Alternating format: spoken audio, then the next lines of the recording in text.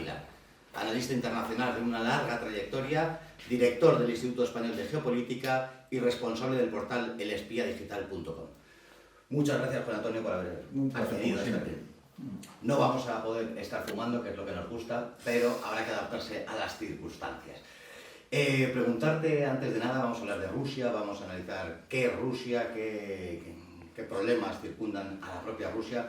Y antes de nada me veo obligado a preguntarte, tú que has tomado el pulso a Rusia en muchas ocasiones y que estás en contacto con Rusia permanentemente, empezar preguntándote por Putin. ¿Quién es Putin y qué representa Putin en la Rusia actual? Bueno, Putin es, como todo el mundo sabe, aunque quizá no prevean el alcance que tiene eso, es un hombre formado en la inteligencia soviética.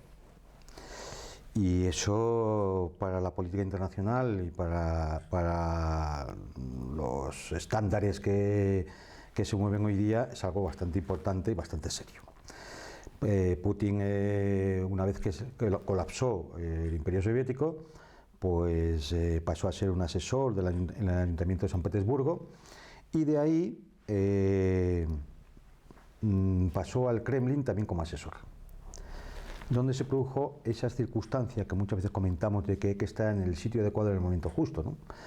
Y es cuando se plantea por una serie de oligarcas que hay que sustituir a un Yeltsin ya absolutamente gastado, absolutamente desprestigiado, enfermo, avejentado, es decir, y entonces piensan en Vladimir Putin, que al fin y al cabo no demás que era una parápsis del servicio de inteligencia. Estos oligarcas pensaron que los Kasianov y toda esta gente pensaron que sería fácilmente manipulable y que iba a seguir la senda de Yeltsin, ¿no? Y entonces cometen el error de nombrar presidente a Vladimir Putin.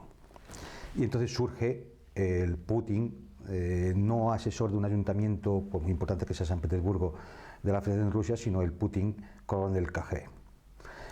De hecho, el primer discurso que realiza Putin una vez que le dan la presidencia y gana las elecciones es una conferencia, un discurso en la sede del KGB, hoy FSB, que es el KGB en Moscú, con más de 2000 y pico agentes de inteligencia, y en el que comienza su discurso diciendo: ya estamos aquí.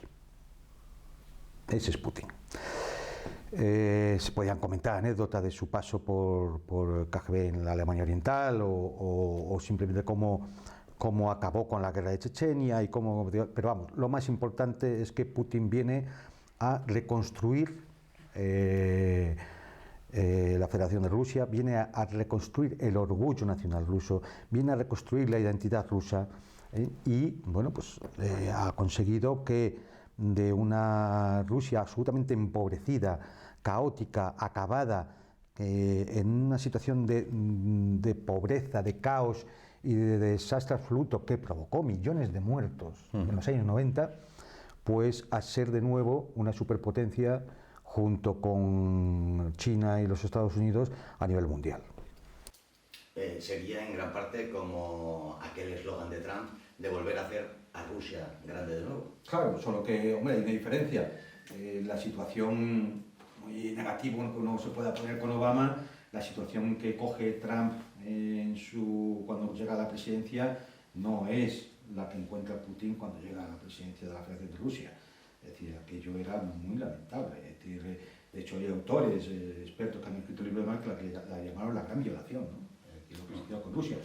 Y ojo, menos mal que llega Vladimir Putin, porque si no, posiblemente hubieran desintegrado a Rusia como desintegraron a Yugoslavia. Efectivamente. Me veo obligado a preguntarte por las injerencias, por las constantes acusaciones de injerencias de Rusia en todo orden de cosas, desde Cataluña a Alemania, pasando por Inglaterra y otro tipo de cosas. Círculos muy importantes, think tanks que son denominados ahora, acusan de esas injerencias a Rusia. Recordemos aquello de los ejércitos de bots, cualquier mal que ocurre, casi el chivo expiatorio es Rusia. ¿Qué hay de todo eso? A ver, es decir, yo en primer lugar diría que un país que se encuentra acosado en todas sus fronteras por las fuerzas de la OTAN, que se encuentra sancionado, que le bloquean en muchas circunstancias, que le ningunean en organismos internacionales, que le acusan de todo lo acusable, yo entiendo que respondiera con fórmulas de guerra híbrida del tipo de decir, pues os vais a enterar, ¿no? Es decir, pues os voy a golpear también allí donde os duele. Eso sería legítimo, pero es que además es mentira. Y además no encaja muy bien con lo que ha sido siempre la inteligencia soviética, ¿no? Y ahora rusa. Es decir, no se trata de entrar a intentar manipular unas elecciones o a injerencia en situaciones delicadas dentro de los países. Primero porque eso se acaba sabiendo siempre y no conlleva ninguna ganancia. Es decir, uno puede ayudar a amigos en el extranjero, ¿no? Por ejemplo, fueron hackers rusos los que entraron en los servidores del Partido Demócrata y sacaron aquellos emails que luego Wikileaks publicó y favorecieron a Trump. Pudiera ser, pero eso no tiene mayor, eso lo hacen todos. Es decir, es que es algo común. Las injerencias y la ciberguerra actualmente es una cosa que realizan todos los países. En cuanto a lo que son las injerencias más sensacionalistas que han aparecido en la prensa, ¿no? Voy a referirme fundamentalmente a dos. El asunto de los envenenamientos con Novichok, es decir, aquel espía soviético traidor que se pasó a los ingleses, que supuestamente es envenenado junto a su hija cerca de Londres, en Salisbury, con Novichok, un gas tóxico de guerra tremendamente mortal, solo que ninguno murió. El siguiente en ser envenenado es Navalny, un ladrón amparado por Occidente, pagado con dinero de las potencias de la OTAN, que se dedica a subvertir en Rusia y utilizando las redes sociales y atrayendo a niños para organizar manifestaciones ilegales. Porque no es que sean ilegales porque las prohíbe el gobierno, son ilegales porque no piden permiso, porque lo que se busca es que haya detenciones y crear la sensación a nivel internacional de que hay represión. Es decir, una manifestación que perfectamente sería disuelta en Londres, París o Madrid, en Moscú creo es un escándalo internacional.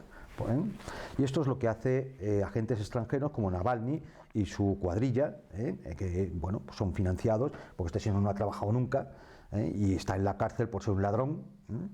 Pero bueno, eso es lo que se quiere ocultar siempre a la opinión pública internacional. Y me voy a referir al otro caso por lo que nos afecta, el tema de Cataluña. En el tema de Cataluña han ido de disparate en disparate, de delirio en delirio. En el fondo, y muy resumidamente para quien nos esté viendo, aquí hay un empresario ruso que lleva muchos años en Cataluña, está casado con una catalana, y este empresario, bueno, pues lógicamente tiene que, por razón de sus empresas, de sus negocios y demás, pues tiene que tener relaciones con los gobiernos de la Generalitat de Cataluña, lógico y normal. De ahí contactan con él pues elementos que conforman todo el mundillo del procés independentista. Buscan los contactos, porque hay que buscar la ayuda de alguien. Lo intentaron con China, lo intentaron con otros países y lo intentaron con Rusia. Entonces todo esto al final no era más que una fantasmagoría, muy bien aprovechado por medios de comunicación aquí y think tanks como el Instituto Elcano, como Atlantic Council o como los periódicos oficialistas y pro-OTAN, o el diario El País o El Mundo, es decir, con el que intenta justificar la injerencia rusa en el proceso independentista de Cataluña. Bien. Lo más sencillo hubiese sido hablar con este empresario ruso. Está ahí, al alcance de cualquiera, y decirle, oiga, ¿qué hay de esto? Y así nos hubiéramos enterado, por ejemplo, que los famosos espías que fueron a ver el abogado de Puigdemont con este empresario a Moscú no eran más que el socio empresarial de este hombre y su escolta. O, por ejemplo, que el tal Eugen Primakov, importantísimo prohombre de la inteligencia rusa, no es más que el nieto del que fue ministro, Eugen Primakov, y se dedica ahora mismo a ser un periodista de televisión, casi de televisión de magazines de entretenimiento. O nos podríamos haber enterado, por ejemplo, de que otro importante espía ruso que se reunió con estos era porque daba una conferencia en la universidad y estos estaban muy interesados en establecer contacto con él para publicarle un libro que ha escrito que ha sido un éxito, porque él y su pareja fueron espías rusos en los Estados Unidos. En el fondo, ¿qué hay de todo esto? Nada, nada.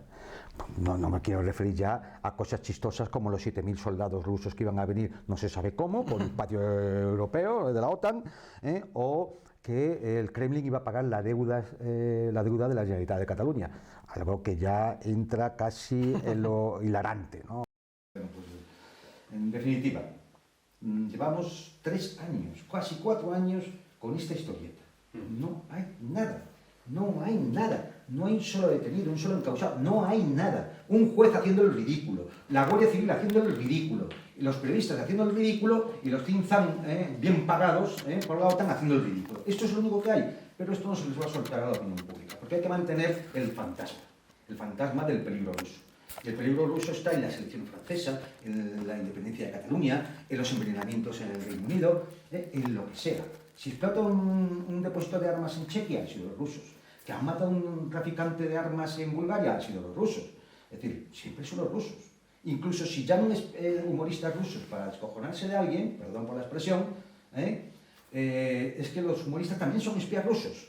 De hecho, tengo mi duda de si aquí los que estamos aquí sentados no somos espías rusos.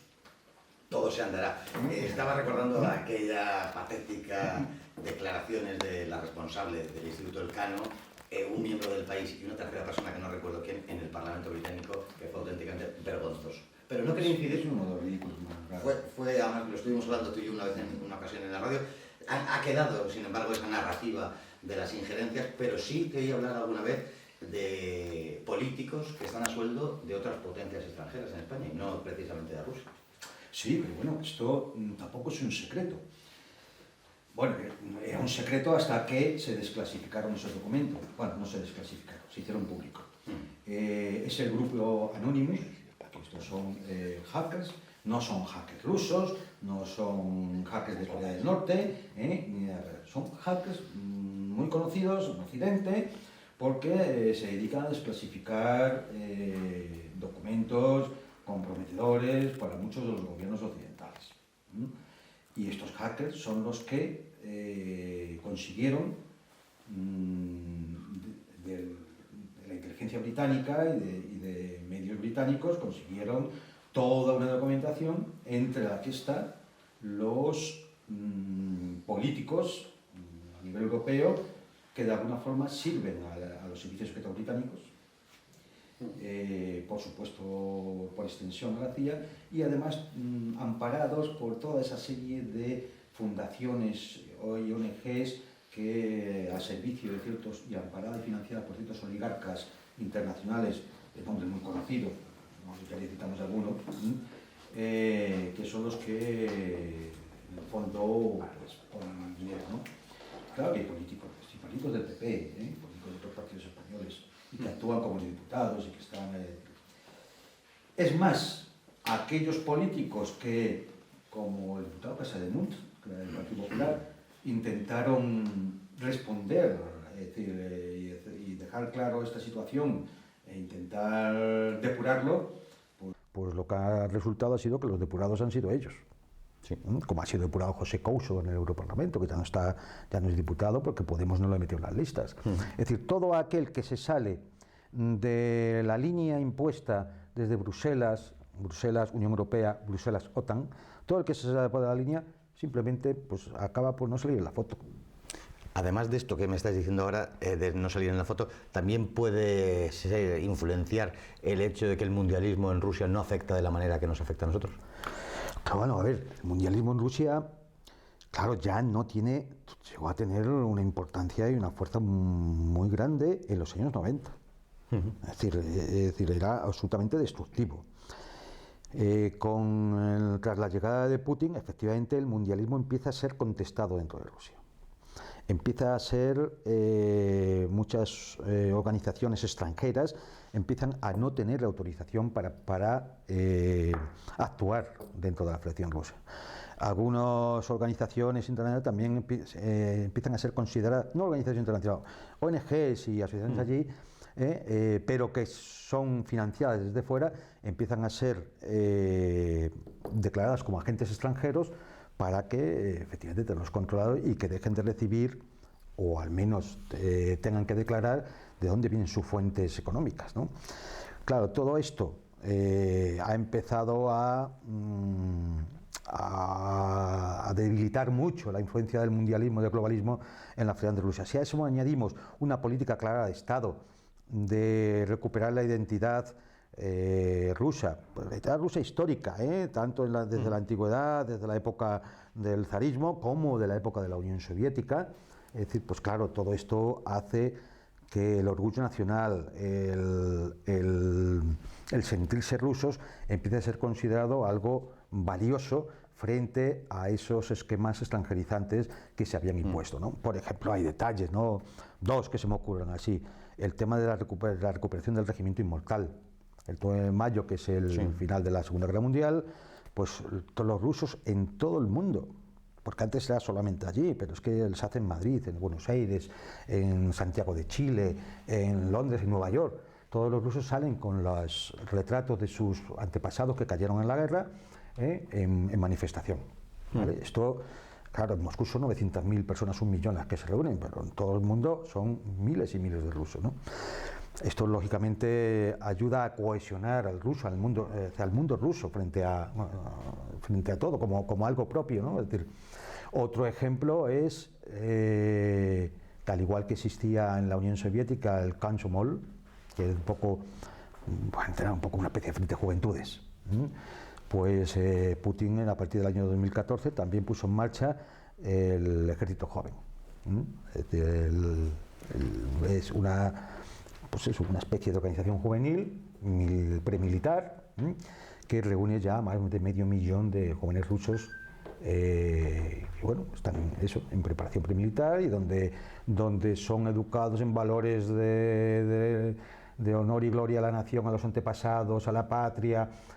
Es decir, todo esto es muy importante. Claro, todo esto es un freno importante al globalismo. Hay una narrativa, hay varias narrativas, pero que se insertan en una misma y nos dice, por ejemplo, que Rusia es un peligro. Cuando vemos el mapa vemos que a Rusia la están rodeando, que Rusia está perdiendo, han llegado hasta sus fronteras a poner bases de la OTAN, previo un engaño, puesto que si se acabó el Pacto de Varsovia, no creo que tenga sentido a día de hoy que continúe. Bueno, aquí ha habido varios engaños. Primero hay un engaño de origen, ¿no? Es decir, cuando se dice, no, hombre, es que la OTAN se creó para hacer frente al bloque soviético, al Pacto de Varsovia. No. A ver, la OTAN se crea, y después de crearse la OTAN es cuando el bloque del Este, amenazado por la OTAN, crea el Pacto de Varsovia. Es decir, es al revés, primero es la OTAN y luego es el Pacto de Varsovia como reacción. El Pacto de Varsovia se acabó disolviendo. Cuando cae la Unión Soviética, el Pacto de Varsovia se disuelve, ¿vale? Hay que decir, porque esto también debe conocerse, que la Unión Soviética no cayó, se disolvió porque un día se levantaron los soviéticos y dijeron, esto ya se ha acabado. En la Unión Soviética se hizo un referéndum. Y ese referéndum, el primer referéndum que se hacía, la primera vez que, según la propaganda occidental, los rusos, los soviéticos de todos los países de la República votaban, ese referéndum salió afirmativo para la continuación de la Unión Soviética. Bien, los prohombres occidentales que había en aquellas repúblicas, fundamentalmente Yeltsin en la Federación de Rusia, el ucraniano Khrushchev, que se llamaba, y el bielorruso, a traición, sin consultar con nadie, ni siquiera con Gorbachev, se reunieron en un bosque en Bielorrusia para firmar la disolución de la Unión Soviética. Bien.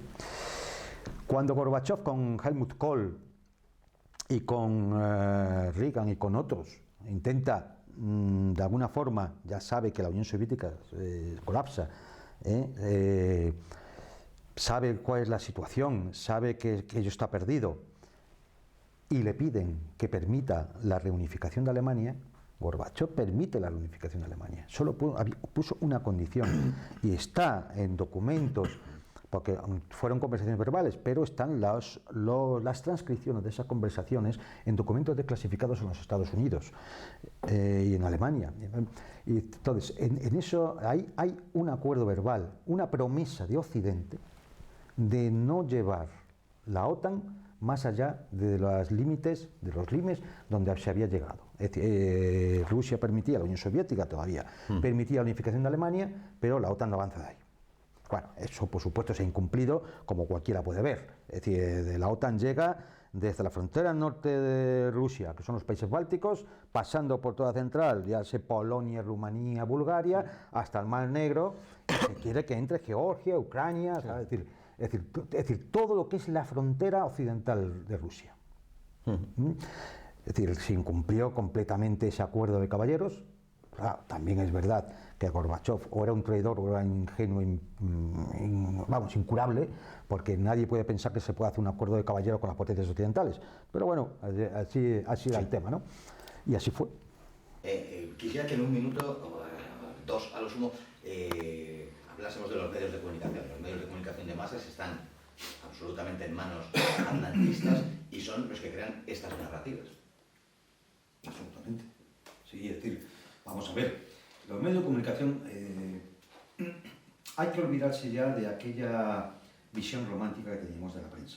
Es decir, los medios de comunicación, el periodista de investigación, aquel que va a llevar a la opinión pública la verdad, ¿no?, de lo que ocurre, para que esté informada. No, vamos a ver, los medios de comunicación actualmente, los medios de comunicación modernos, no son más que un instrumento de la guerra híbrida. La guerra híbrida, en definición de segundos, es toda aquella conflagración bélica que puede incluir operaciones militares y operaciones no militares. Y entre las operaciones no militares encontramos las acciones económicas, diplomáticas, de ciberguerra, de espionaje, y dos más que son novedosas, bueno, una menos novedosa, pero porque ya viene ocurriendo desde hace años, que es la guerra mediática, es decir, para eso hay que tener el control de los medios de comunicación, y la guerra cognitiva, que es intentar influir en la mente de la opinión pública, tanto de la propia como de la del enemigo. Y para eso, tanto para la guerra mediática como para la guerra cognitiva, son fundamentales y necesarios los medios de comunicación. Cuando decimos medios de comunicación, hablamos de la prensa, radio y televisión clásica, hablamos también de las redes sociales, las plataformas audiovisuales,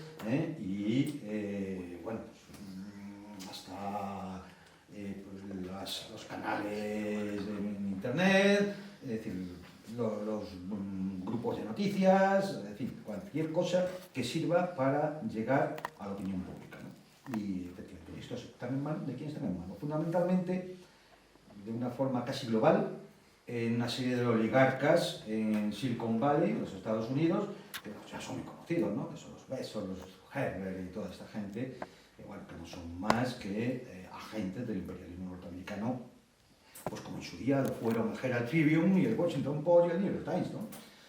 De la misma forma, simplemente cambian la forma, la técnica, la pedagogía y la simplicidad, el mensaje, pero en el fondo es lo mismo. Creo que era una obviedad, pero creo también que era necesario decirlo.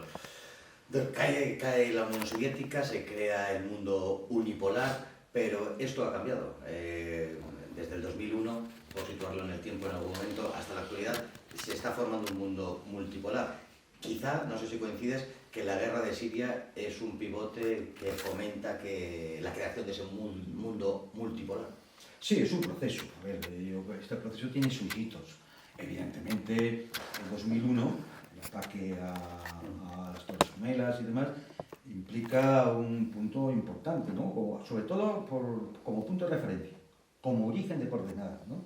Pero el proceso es más largo, es decir, eso inicia un momento de unipolar en el cual los Estados Unidos piensan que pueden hacer cualquier cosa en el mundo con su guerra internacional contra el terrorismo. Se invade Afganistán, se invade Irak, es decir, bien, pero claro, entran en funcionamiento más factores, ¿no? Y se encuentran, sobre todo ya después de Libia, empieza a haber una cierta oposición a muchos niveles dentro del mundo, ¿no?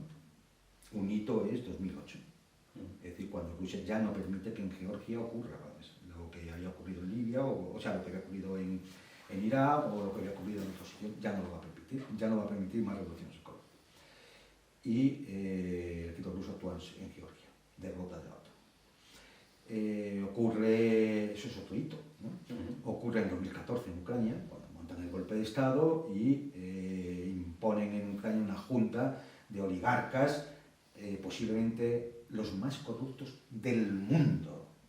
O sea, imagínense, échenle un vistazo a las petromonarquías, a algunos países de Latinoamérica, nada que ver, los más corruptos del mundo. Y eso está amparado por la Unión Europea, por la OTAN, ese régimen, y ahí ya también, efectivamente, Rusia también actuó. Y actuó para reunificar Crimea y actuó para proteger a las poblaciones prorrusas de la zona este de Ucrania. Y hay otros hitos muy importantes, el discurso de Vladimir Putin en la Conferencia de Seguridad de Múnich en 2010, donde da por finalizado el momento unipolar y anuncia que vamos hacia un mundo multipolar. Muy importante los acuerdos estratégicos que ha ido llevando a cabo China con Rusia, Rusia con Irán, Irán con China, China con Pakistán, Pakistán con... Es decir, se ha ido creando una red a nivel mundial de alianzas y de redes, la Organización de Cooperación de Shanghái, la Unión Económica Euroasiática, los BRICS, es decir, hay toda una serie de mecanismos internacionales que van uniendo a todos los países que no entran en el esquema de unipolar occidental. Y otro punto muy importante, efectivamente, Siria. Es decir, cuando Rusia le para los pies a Obama, que va a invadir Siria como habían invadido Irak, como habían hecho en Libia, cuando le para los pies, en ese momento, o sea, no porque le para los pies, sino porque Obama retrocede. Y desde entonces ya no han vuelto a tomar la iniciativa en ningún sitio. Ese es un momento muy importante para ver que ese mundo unipolar, que todavía no está, pero que ya se ve venir, es decir, pues sea una dinámica y un proceso ya imparable. No sé si coincides, o es la pregunta, que se ha formado un nuevo tridente, Estados Unidos, China y Rusia.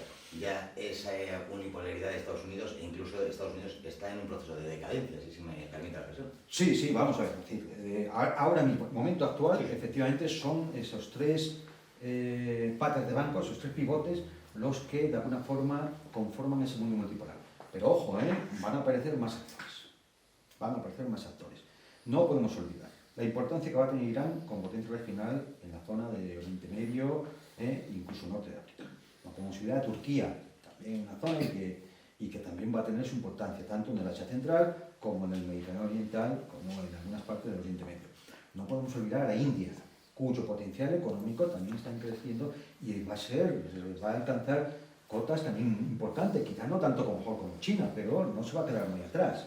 Un potencial demográfico terrible y una capacidad de innovación también muy grande, ¿no? Y de producción. No podemos olvidar, incluso no podemos olvidar a un Egipto o alguna de los países del extremo oriente que pueden conformar con China otro polo allí importante de resistencia al mundo unipolar. Latinoamérica sigue en un caos bastante importante, no debería formar su polo, ¿no? Pero no parece que esté ahora mismo en condiciones.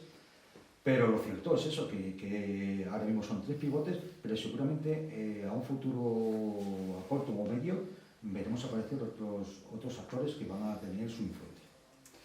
Hay dos cuestiones que me gustaría pasar por encima, pero habrá que tocarlas. Una es la conquista del Este. Siempre me ha seducido, igual que nos han vendido desde que éramos pequeños, la conquista del Oeste, los norteamericanos, y nos han hecho un género de cine como el western.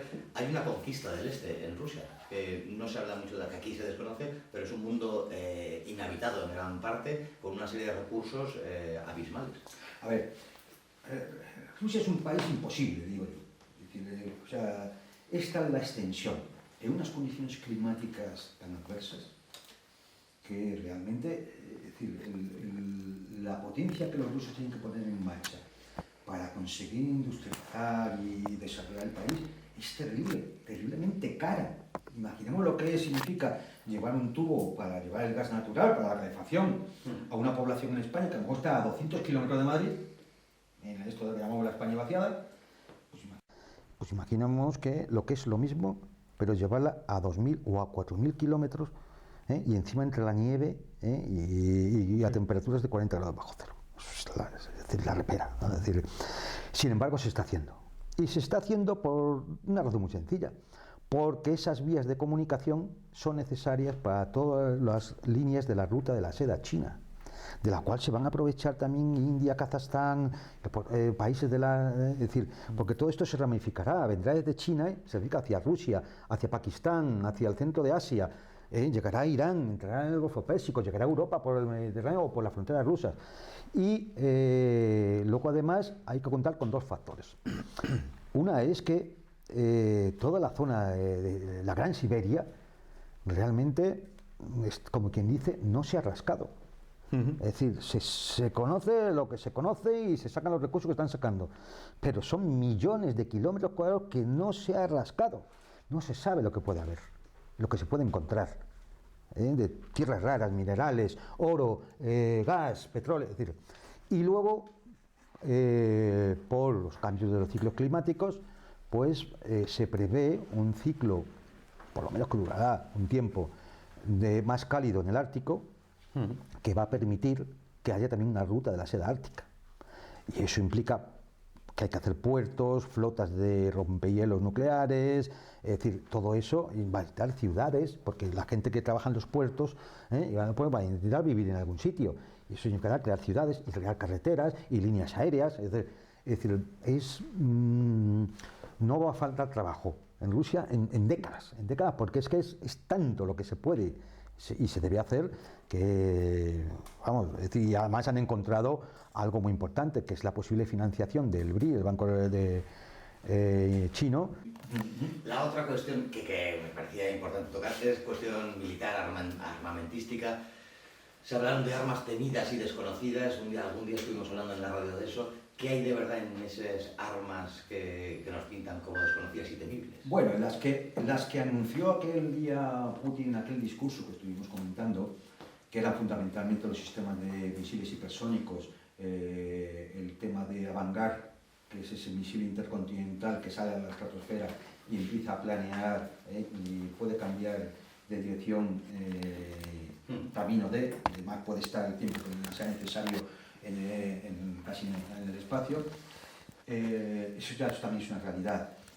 Los misiles hipersónicos son una realidad. El Kinzhal, el Zircon, el Poseidón, que es aquella arma atómica capaz de crear tsunamis en las costas de todos los países enemigos, también es una realidad. Es decir, de aquellas armas secretas que anunció Putin, las anunció porque ya no eran secretas, ya estaban, porque ya se tenían. En Occidente pensaron, como son tan listos, hay que tener en cuenta que los occidentales son tan listos, que yo creo que piensan que el universo hizo boom, el Big Bang, hace 14.800 millones de años para ellos, para que ellos estuvieran allí diciendo sus listos. Entonces no se lo creían que era propaganda de Putin. Claro, el problema es que ahora ya no es propaganda. Y se vislumbran otro tipo de armas que ya se están poniendo en funcionamiento o se están ya probando, que también son muy importantes.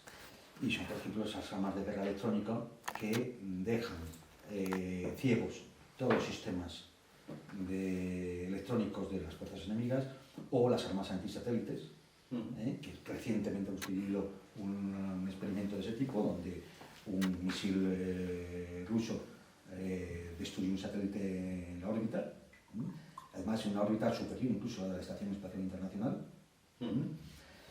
y eso ya también es una realidad.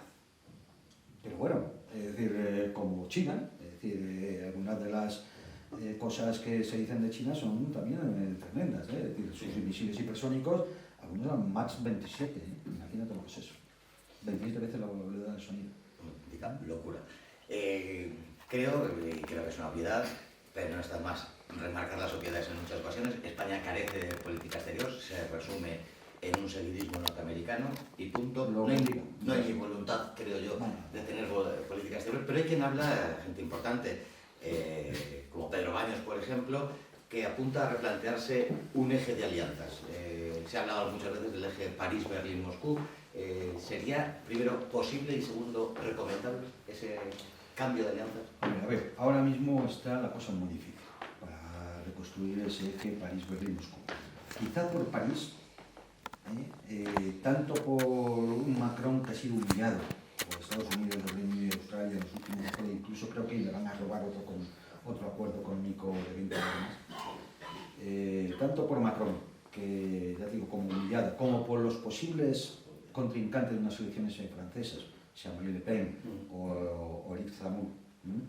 Es decir, creo que podrían llevar a que Francia se pudiera replantear una apertura más a relaciones con Rusia y un cambio de alianza, es decir, por lo menos replantearse una situación de una Europa más soberana, ¿no?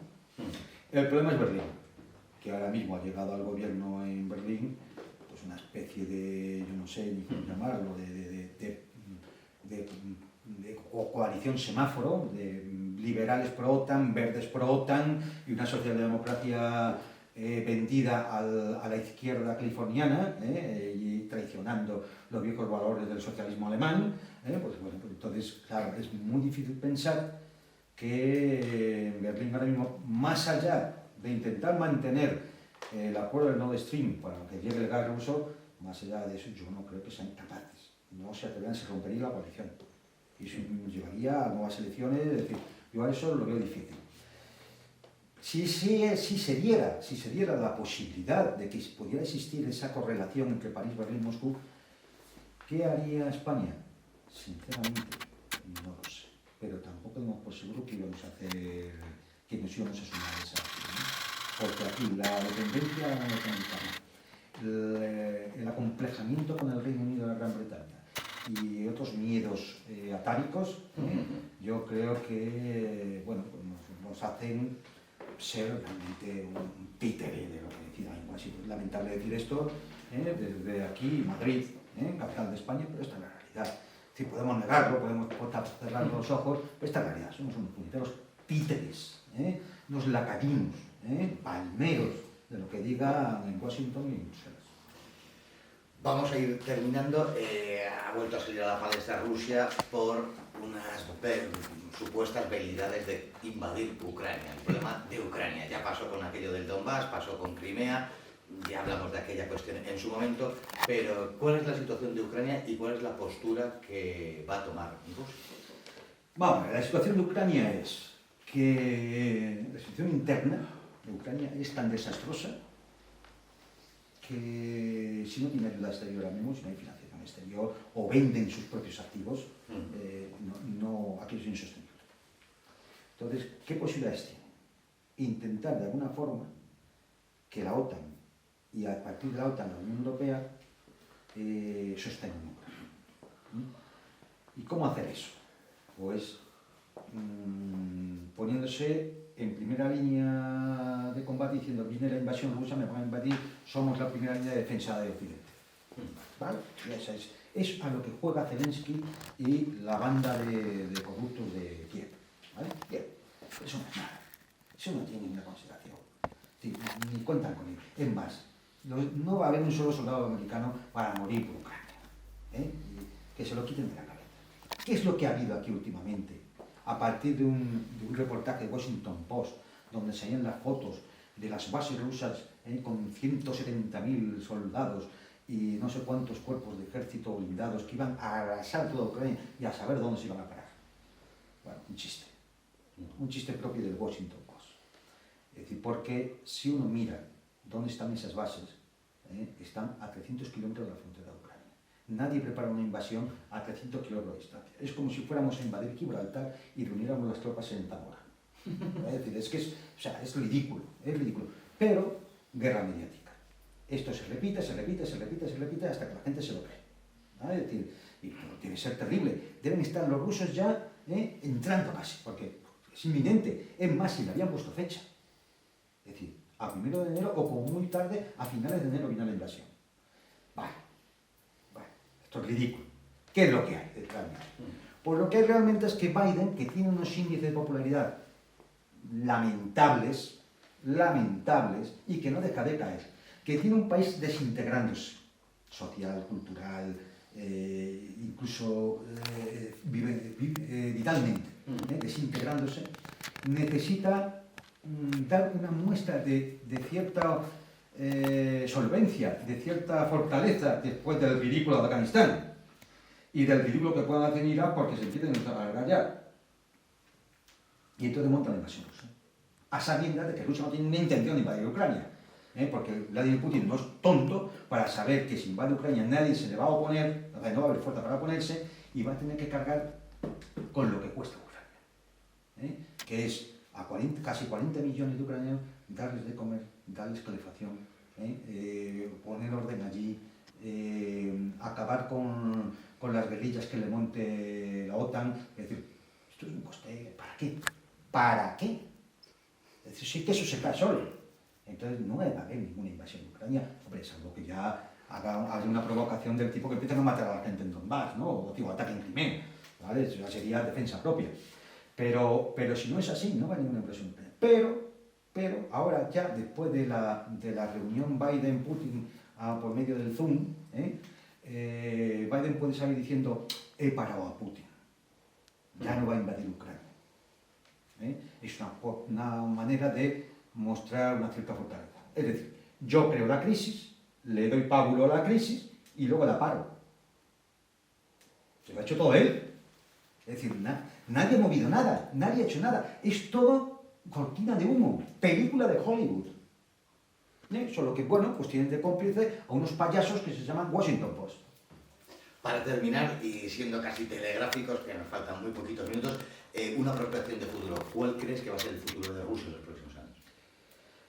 Esa es una buena pregunta. Es una buena pregunta, pero lógicamente, como en todas las sociedades, hay un momento en que surgen tensiones cuando hay que dar un cambio importante. El cambio importante es que Putin lleva 21 años. Claro, hombre, puede llevar 5 más, 8 más, 10 más, tiene buena salud, todo lo hemos visto.